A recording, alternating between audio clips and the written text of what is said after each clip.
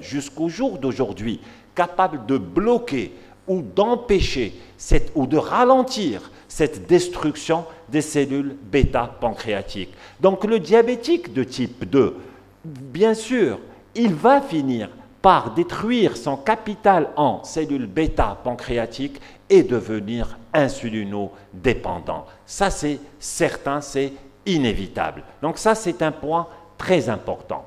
Deuxième point, l'insulinosécrétion chez le diabétique de type 2. Il faut la comprendre. Pourquoi on va donner une insuline basale? Quel est son rôle? Qu'est-ce qu'elle va nous apporter? Ça, c'est l'insulinosécrétion d'un sujet sain, non diabétique. Et ça, c'est l'insulinosécrétion d'un sujet diabétique de type 2. Quelle est la différence entre les deux? Il est capital de la comprendre. La différence entre les deux, elle se situe là. Le diabétique de type 2, il a un capital en cellules bêta-pancréatiques. Son insulinosécrétion de base, elle est diminuée par rapport à l'insulinosécrétion de base d'un sujet non diabétique sain. Donc, s'il a une insulinosécrétion de base qui est diminuée, automatiquement, ses glycémies de base, c'est-à-dire avant chaque repas, sont forcément augmentées parce qu'il n'y a pas l'insuline qui va les ramener à la normale. Donc ça, c'est le premier point. Deuxième point important, le diabétique de type 2, pendant le repas, sécrète de l'insuline comme un sujet sain. Mais cette insuline qui est sécrétée, premièrement, n'est pas suffisante et elle est retardée par rapport au début du repas. C'est pour ça qu'il y a un retard à la sécrétion d'insuline et un pic qui est moins important que le sujet sain.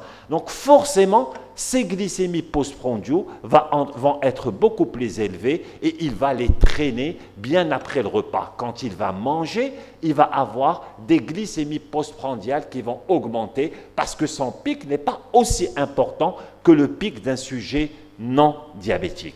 Donc ça, c'est l'insulinosécrétion d'un sujet diabétique de type 2.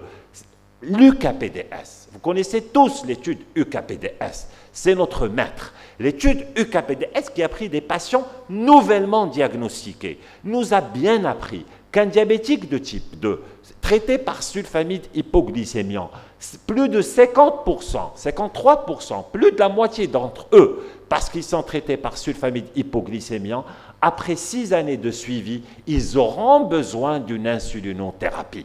Ça, c'est clair.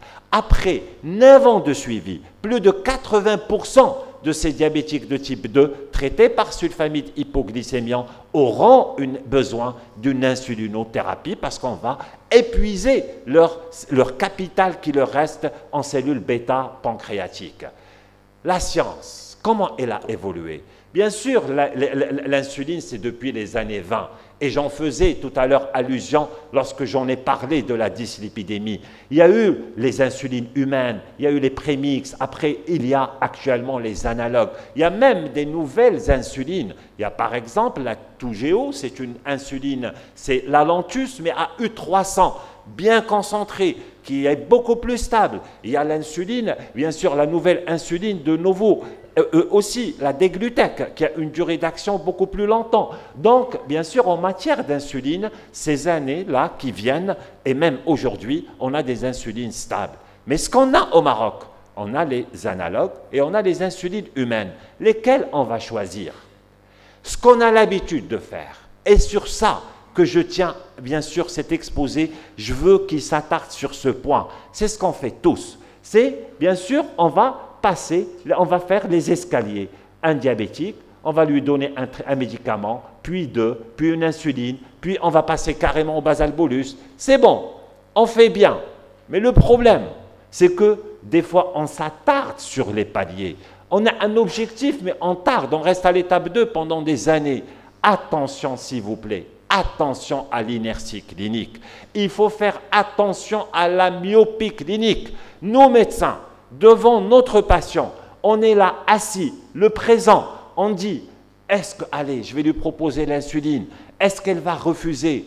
Alors, est-ce que je lui propose? Est-ce que j'attends un peu? Les recommandations disent, non, elle a besoin de son insuline, je dois lui proposer maintenant. Le patient, il sait qu'il a une mauvaise hémoglobine glyquée, mais il vient vous voir, il a peur des piqûres, il a peur des hypos, il a peur de prendre du poids. Mais le patient, lui aussi, fort heureusement, il sait que le diabète, plus il est déséquilibré, plus il nuit à sa santé. Donc maintenant, de nos jours, qu'est-ce qu'on voit? On voit qu'il faut accepter le développement. Il faut accepter le fait que les recommandations nous disent, voilà l'objectif, il faut accepter le traitement proposé par le médecin. Et ça, c'est les grandes études qui disent que cette inertie clinique, il n'y a pas que le patient. La plus grande partie de cette inertie clinique, elle est liée au médecin lui-même. C'est le médecin qui ne veut pas avancer. Et on va voir pourquoi. On sait que le diabétique de type 2, malheureusement, 40% des diabétiques de type 2 vivent mal leur diabète. Ils ont des détresses émotionnelles. 40% des diabétiques ont des dépressions, 14% des dépressions sévères. Le diabétique de type 2, sa phobie, sa crainte, c'est quoi? C'est quand 2%, c'est de faire des hypoglycémies. 29% des diabétiques de type 2 disent que je ne vis pas bien parce que je suis diabétique. Mais l'immense majorité des cas, plus de la moitié, ils ont peur de l'hypoglycémie. Et ça, c'est les études l'ont bien démontré. Qu'on soit chez le diabétique de type 1 ou qu'on soit chez le diabétique de type 2, l'hypoglycémie nocturne, c'est la hantise. Qu'est-ce que je vais faire? Est-ce que je vais la détecter? C'est une peur. Donc, il faut essayer de trouver le moyen pour minimiser ce risque-là. Le patient, qu'est-ce qu'il dit? Ouh là là, je fais de l'insuline. Ça veut dire que je suis vraiment diabétique. Et on a des patients qui, le jour où on va les mettre sur l'insuline, c'est là où ils vont dire « je suis vraiment diabétique ». Ou bien « non, non, non, non, mon diabète est grave parce que mon médecin m'a mis sous insuline ». C'est à nous de travailler et de leur expliquer que ce n'est pas vrai. Ils ont peur de la piqûre. Mais fort heureusement, on a maintenant des aiguilles magnifiques qui sont imbibées. Il y a la Novophine, il y a la BD-microphine qui sont imbibées par un produit anesthésique et le patient ne sent pas sa piqûre. Ne sent pas sa piqûre. Le médecin, il dit « oh là là, j'ai pas le temps. J'ai pas le temps d'expliquer au patient comment faire son insuline, comment adapter le traitement. » Il faut qu'on trouve le moyen. Et c'est l'intérêt de ces associations ADN. Dans ADN, il y a aussi l'éducation thérapeutique. C'est important, c'est l'éducation thérapeutique. Et pour nous être formés, pour former le patient à accepter ce passage à l'insuline. Que disent les recommandations? Les recommandations américaines 2016, européennes et américaines 2015, elles sont claires. On ne va pas mettre l'insuline pour amener tout le monde à 6%. Non, on va mettre de l'insuline, c'est au cas par cas. La clé, c'est l'individualisation. Chaque patient est un patient à part. Je ne vais pas mettre l'insuline forcément à tout le monde pour le ramener à 6,5. Je peux mettre l'insuline pour amener un patient à 7, 7,5, parce que son état cardiaque ne permet pas le 7. Parce que son état rénal ne permet pas le 7, parce que son état ophtalmo ne permet pas le 7.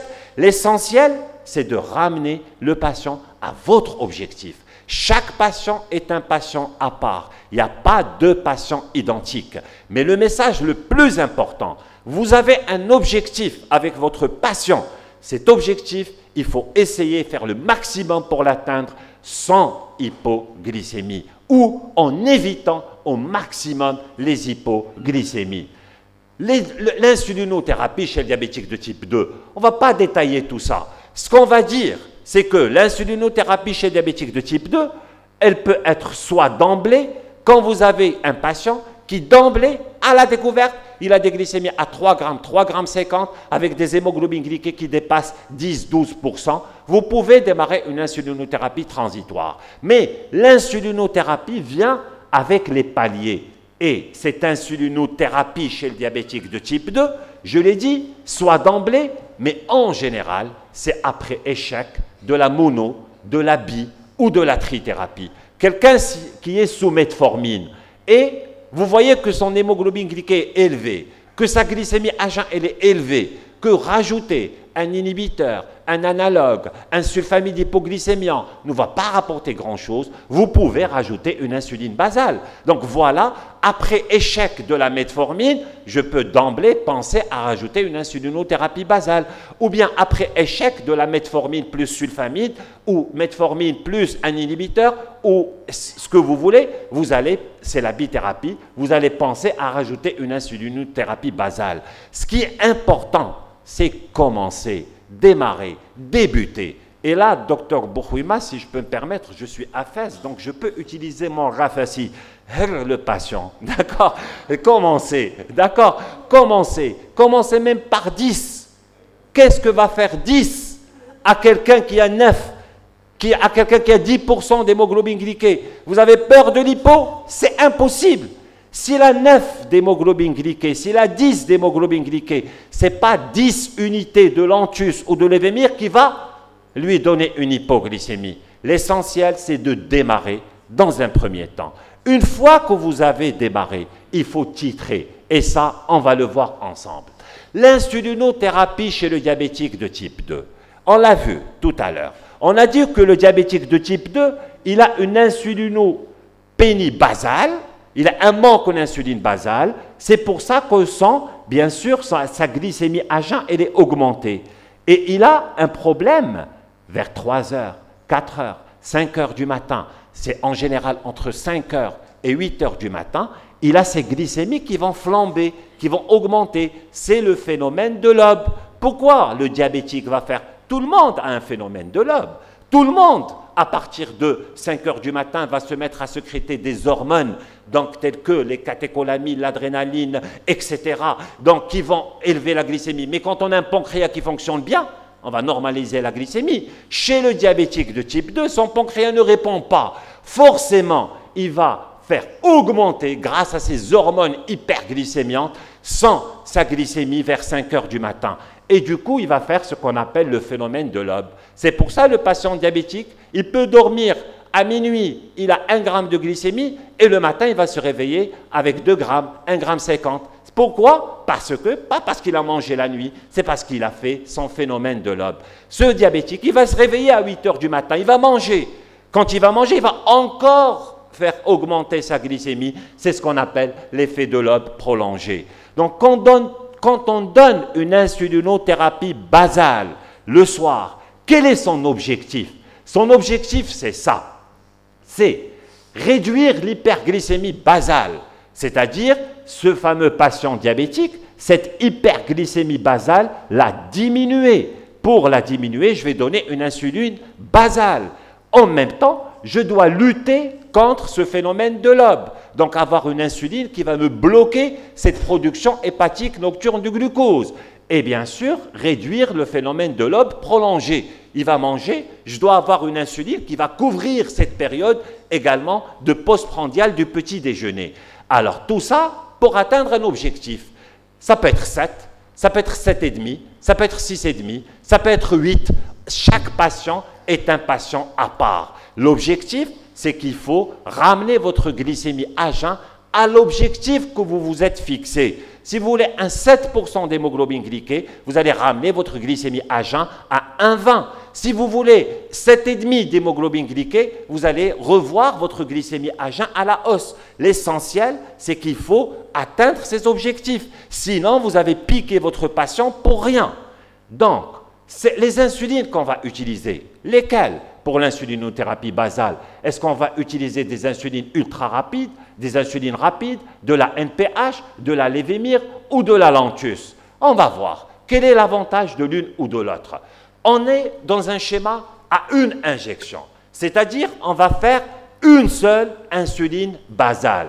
L'insuline basale, soit on va donner de la NPH le soir, soit on va donner la classique fameuse NPH le soir. C'est une insuline basale. Soit je vais donner un analogue lent. Je vais donner une Lantus ou je vais donner une Levemir. Quelle est la différence entre les deux? La différence entre les deux, elle est là. Si je donne une insuline NPH, elle a une courte durée d'action. Donc, quand je vais l'injecter, moi, j'en ai besoin entre 5 heures et 8 heures du matin, voire plus. Si moi, je l'injecte le soir, à 5 heures, 8 heures du matin, elle aura fini son action. Donc, elle ne va pas lutter contre ce phénomène de lobe. Si je veux qu'elle arrive à ce phénomène de lobe, je dois donner des doses très importantes et la décaler tard dans la nuit, pour pouvoir couvrir une partie de ce 5 heures du matin.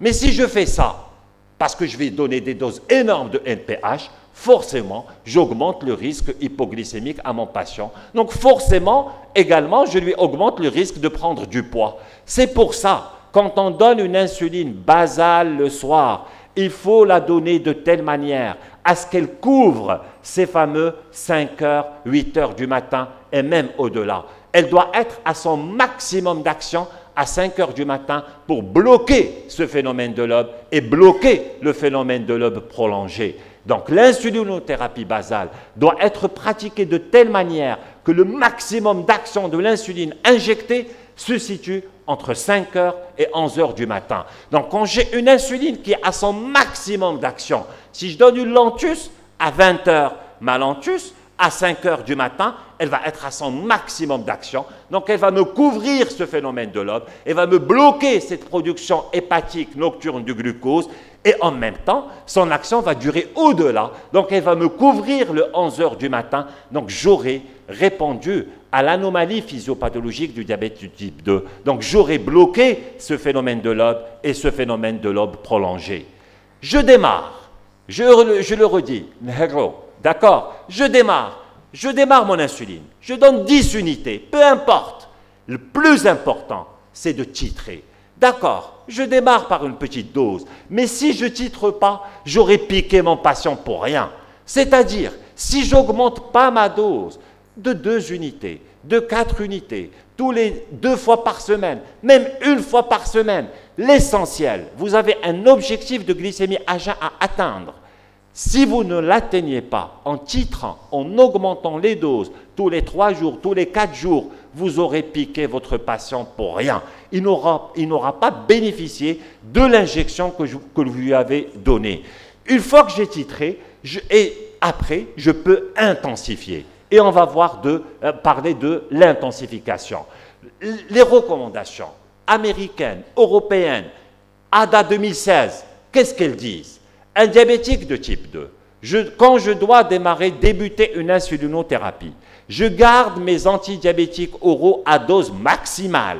Je ne diminue rien. N'enlevez pas le sulfamide. Quand quelqu'un qui a de la metformine plus un sulfamide hypoglycémiant et vous voulez rajouter une insuline basale, n'enlevez pas le sulfamide. Il faut garder le traitement à traitement maximal.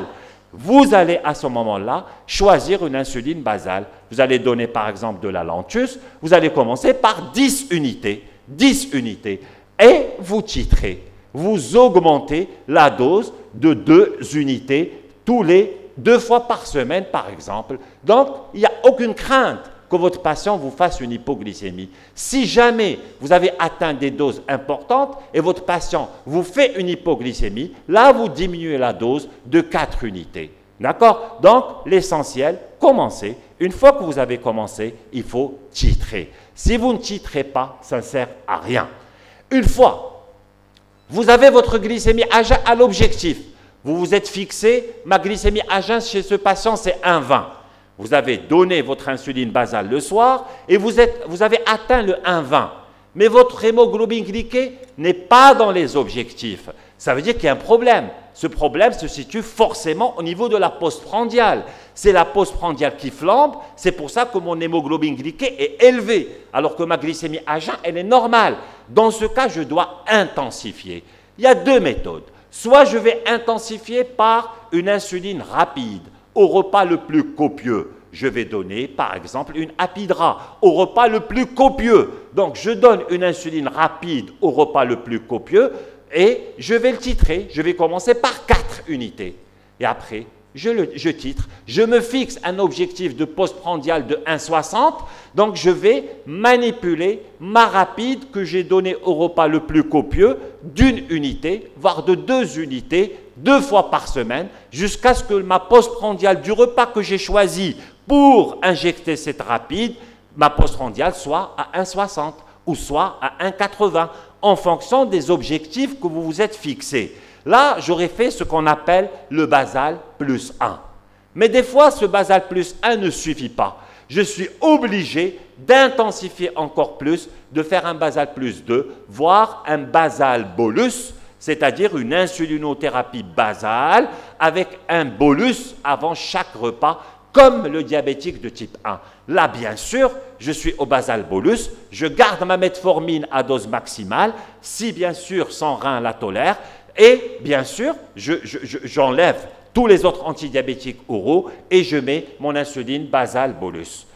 Deuxième point, si je ne veux pas passer par basal plus 1, basal plus 2, je peux chez le diabétique de type 2, après traitement par insulinothérapie basale, je ne suis pas dans les objectifs, passer directement au basal bolus.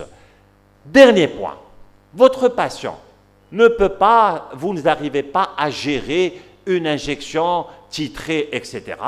Les recommandations nous disent qu'on peut donner 2 prémix, prémix le matin et prémix le soir, avec la metformine. Et bien sûr, l'objectif, c'est de titrer l'insuline du matin, titrer l'insuline du soir. Mais malheureusement, c'est un schéma qui échappe avec le temps, et le diabétique de type 2 aura besoin d'une intensification du traitement, donc aura besoin d'une metformine plus une insuline basale et un bolus avant chaque repas. Et je vous remercie.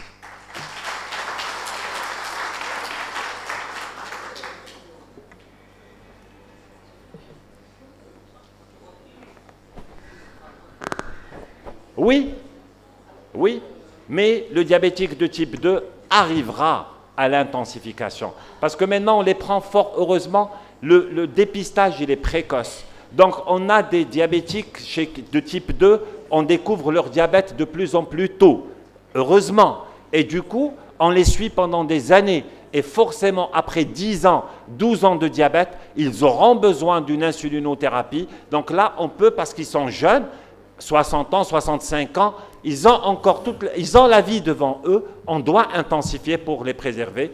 On peut passer par tous les schémas, mais le diabétique de type 2 finira par une insuline basale avec un bolus avant chaque repas.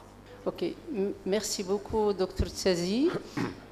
Merci au laboratoire Sanofi d'avoir voulu sponsoriser cette intervention qui est toujours avec cette Tsazi. Toujours merveilleuse, moi je dirais. Alors on a eu du temps pour commencer. On a le temps de 2 questions courtes et on vous promet que Dr Tsazi sera toujours avec nous pour vous répondre. Monsieur.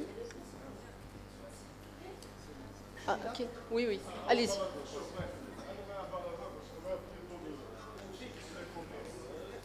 C'est un baladeur fixe.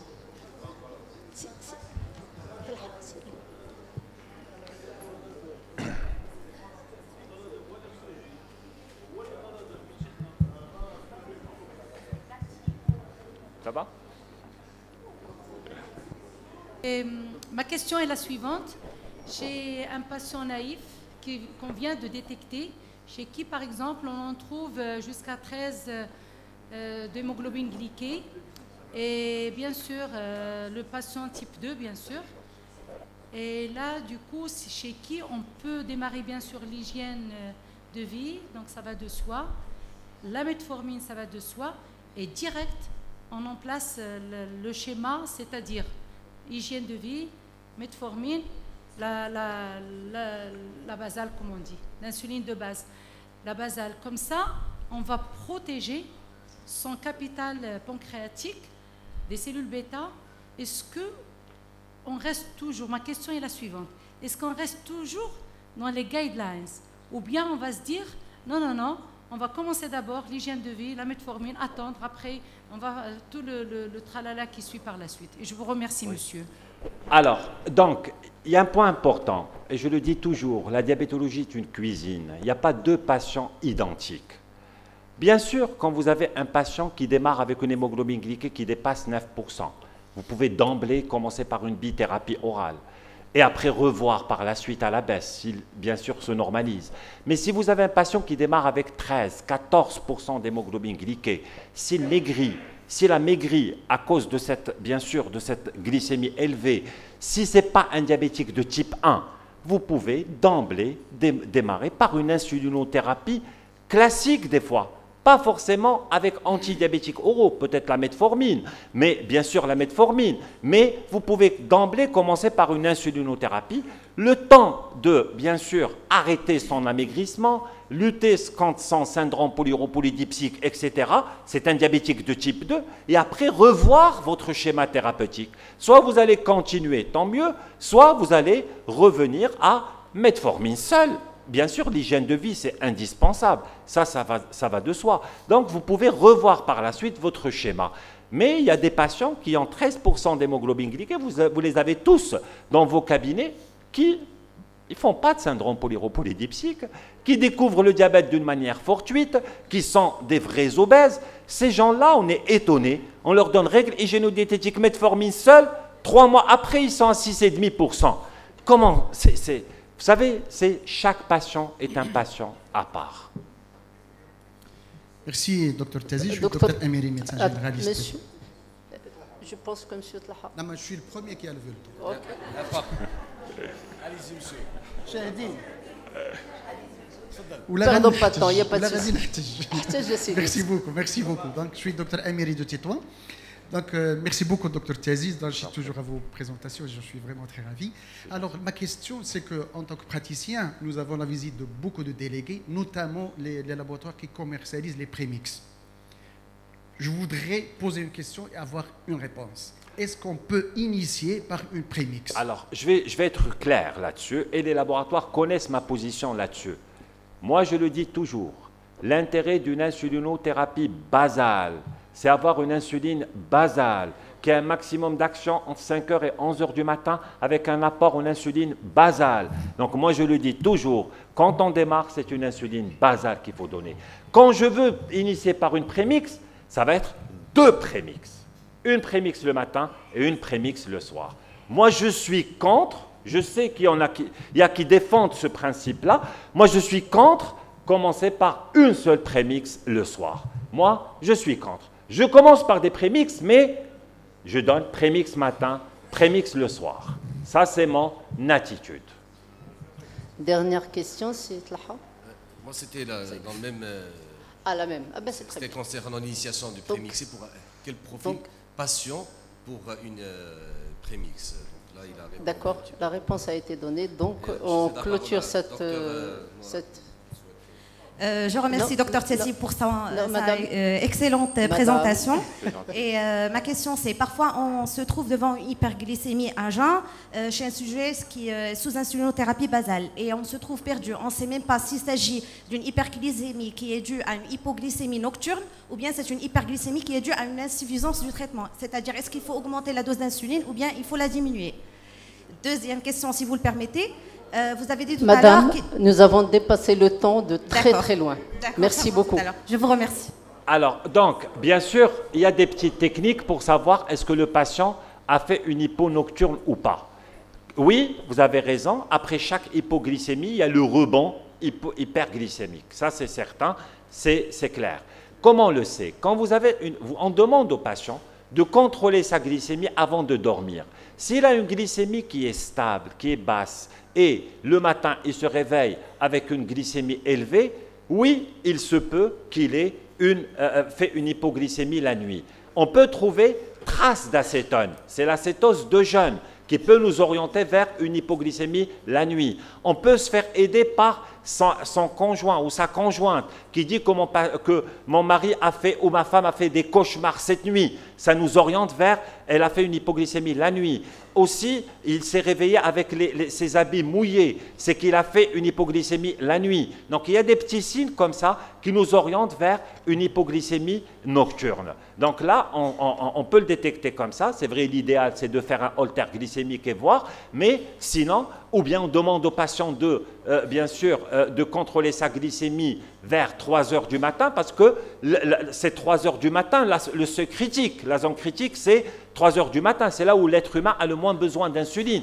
Donc on lui demande de la contrôler à ce moment-là et voir est-ce qu'il est en hypoglycémie ou pas.